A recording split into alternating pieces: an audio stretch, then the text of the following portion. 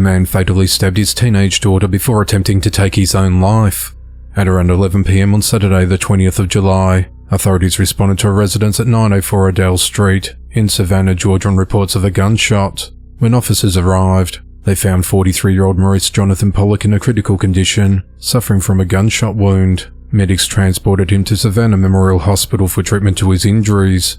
An unresponsive female juvenile, identified as Maurice's daughter, 17-year-old Maria Pollock, was also found at the scene with stab wounds. She was pronounced dead, and her death was ruled a domestic homicide.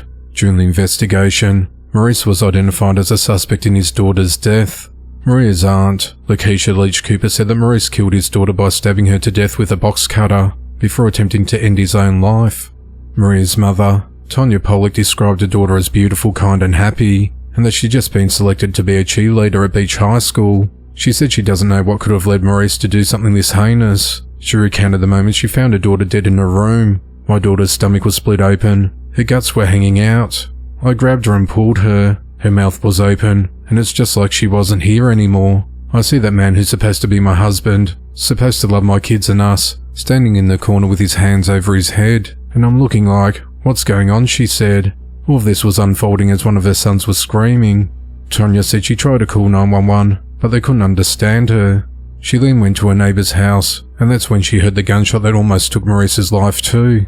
I ran back over to the house, and Maurice was on the floor in her room. I just grabbed my daughter, and I held her until police got there, she said. Now her family are looking for answers, with one of the family members saying they just want Maurice to suffer. Despite him being a husband of 20 years, Tonya wants justice to be served. It's kind of hard to say that, but at the same time, it needs to be done for my daughter, because she didn't deserve it, Tonya said.